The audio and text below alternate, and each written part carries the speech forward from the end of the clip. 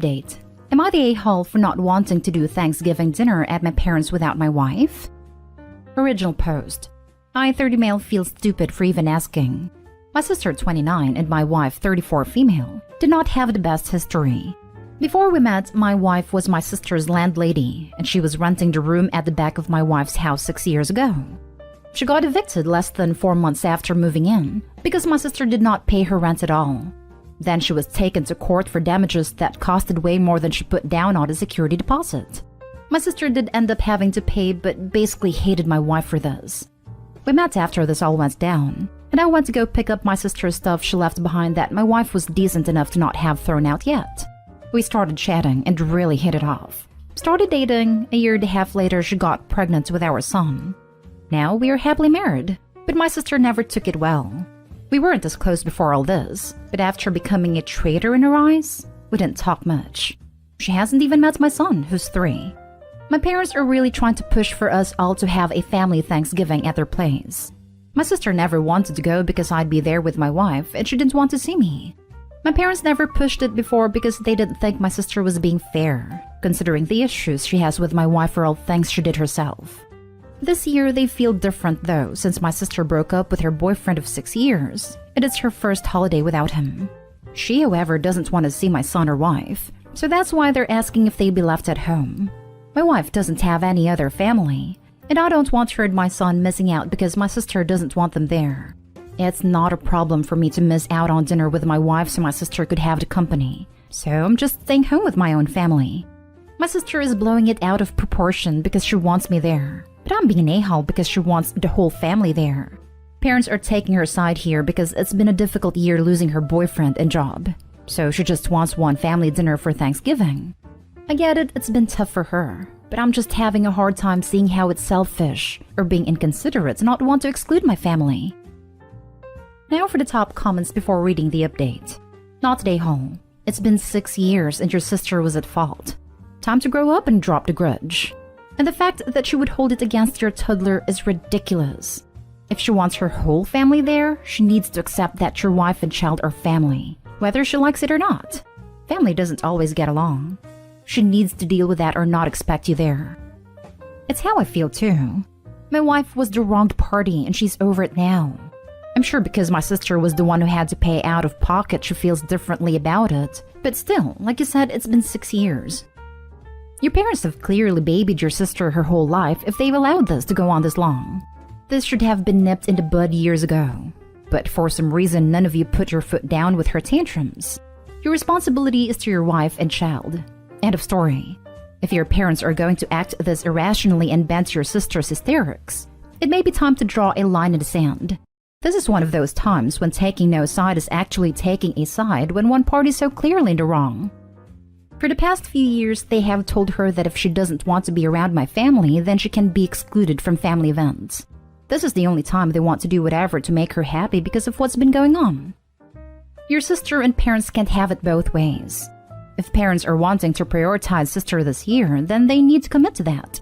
That means accepting Thanksgiving for them this year is just parents and sister. But they cannot demand you pretend you don't have your own immediate family now, your wife and son. They're literally demanding you disrespect your wife and child by pretending they don't exist, and that your parents and sister are still your only immediate family. That's unfair and unhealthy, and hardly going to help your sister get over her breakup. Call your parents on speaker. Ask your mom how she would feel if a couple years into her marriage, your dad had left her to celebrate Thanksgiving with a 3-year-old toddler alone, while he celebrated with his real family. Ask your dad if he would treat his wife like that. If this is the kind of husband he was raising you to be. And then hang up so they can think about it. Not a hole, although your sister is. She's mad at your wife because she didn't pay her rent and got evicted 6 years ago. I guess she's had a rough year, but let it go already. If the whole family isn't there, it's your sister, not you. Good luck. Not only didn't she pay rent for 4 months, she also apparently managed to damage the property so much the security deposit didn't cover it. That means that it wasn't a few smaller things, but some mid-sized to major damage. Within 4 months. Not a hole and sister should get over herself. She was in the wrong 100% back then. And now for the update. Well, of course I didn't follow along with her ridiculous request. I wasn't about to leave my wife and child at home to have dinner with people who didn't want my family there. It pissed me off like you can't imagine. We had fights prior to the dinner because I couldn't believe my parents were fine with excluding my son from time to spend with them. It bothered me the more I thought about it. Then there went my sister calling, crying that I'm a piece of trash for not being there for her. Honestly, it was so irritating. We went back and forth. I just remember telling her to grow up and stop being a spoiled you-know-what. And, well, she didn't call after that one. We stayed home to have our own Thanksgiving. My son kept asking where Grandma and Grandpa are. I wasn't about to tell him the real reason that we weren't going with them, so we only told him they're a little sick so we can't go. He still wanted to talk to them. The video chatted for a while. Then you could hear my sister in the background. Then they were suddenly in a hurry to end a call. I'm sure she didn't know they were talking to us. I tried not to let that anger me too much so we could all be in a good mood. To the person who suggested a nice pajama Thanksgiving dinner, well, we followed through on that and it was pretty relaxing. My son decided he wanted to go all out with his dinosaur PJs. It was a lovely time. We made a pail of forts after dinner, then my son fell into a food coma. So me and my wife had some alone time too. This was so much better than any dinner with my parents and someone who has no respect for my family. It really left me with a completely different view of them. I know she really is going through something difficult, and my parents are trying to help, but it hurts knowing that I wanted to toss my family to decide to make her happy. For that reason, we won't be spending Christmas with them either. Which has been a whole thing too, but oh well, they did this to themselves. We're taking a little family vacation up to the mountains, so my son can enjoy the snow. Just to do something fun on Christmas so he doesn't focus on the fact that we're not spending it with his grandparents either. I'm from someone who has no contact with my mother. I tell my kids a kids-friendly version of the truth. That way no one else can come along and spin lies and turn them against me. For me, it's been my mom has problems that it makes her mean and I don't want you guys, my kids, have her to be mean to you. You could explain for Christmas simply that Granny and Pa need to support Auntie right now because she is sad, and Auntie asked to not do celebrations with us this year while she gets better. So we are going to do our own fun things. Sure, it's nicer than what is happening, but at least kids knows. This is a really good explanation. Thank you. It's hard to explain these adult situations to a little kid, and we don't want to necessarily lie to him, but also he obviously can't know what the real reason is. My mom was estranged from her family. Before I was old enough to understand the details, it was always Mama's family are mean to people, and we are worried they will be mean to you. We promise to tell you when you're older more. And then when I was older, she told me the real reason. Just like your son will one day need to know the real reason of this spoiling if your sister continues. Even if it's watered down to, my sister is not nice to your mom or you, and my parents supported it. Good for you. I don't understand how in the world your sister expected you to dump your family for her. That is totally ridiculous. It really is, honestly. After all these years to still have that grudge over a situation that was no one's fault but hers. Great post. Sounds like you have a healthy marriage and know where your priorities are. Congrats on your traditions. Do they make dino PJs in adult sizes? Preferable Christmas themed. I may have to try that. Now for the last story. Update. Am I the a-hole for calling out my mother-in-law at her daughter's memorial service for implying her daughter's death was sadder because she wanted children? Original post. My 26 male wife's 26 female younger sister 23 female passed away unexpectedly. It was shocking for all of us, and I've just been trying to be supportive while processing my own grief. At her memorial service, I overheard a relative who had lost her only child tell my mother-in-law that while my sister-in-law's death was tragic, at least she had another child. My mother-in-law tried to explain that it wasn't any consolation since her daughters were both unique individuals, but then they got into a borderline argument about it. My mother-in-law then tried to put it to rest by saying, in any case, even if I still have my wife, sister-in-law was my only hope for having grandchildren, since my wife doesn't want any, so I'll always be mourning that missed possibility. For context, my wife and I aren't even child-free. We just don't want to have children until at least our late 30s. It has been a very sore point for her mother, who has made it clear to everyone that she believes we are lying about delaying it, just to avoid discussing it with her.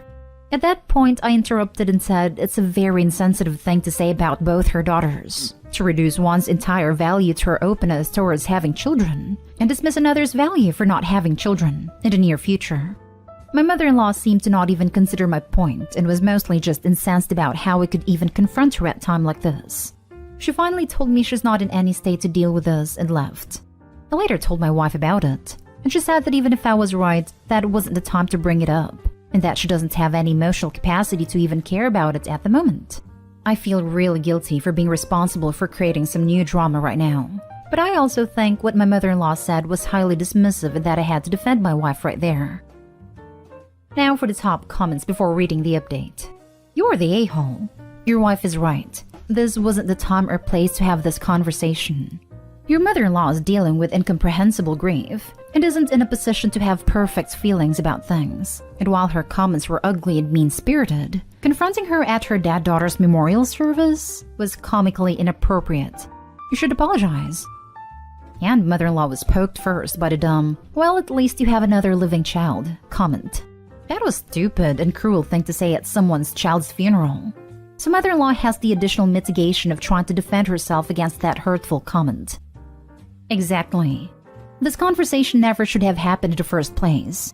Grief is not a competition, and the person who said that is just as big of an a-hole as Opie. You're the a-hole, and the relative who started the conversation is a massive a-hole.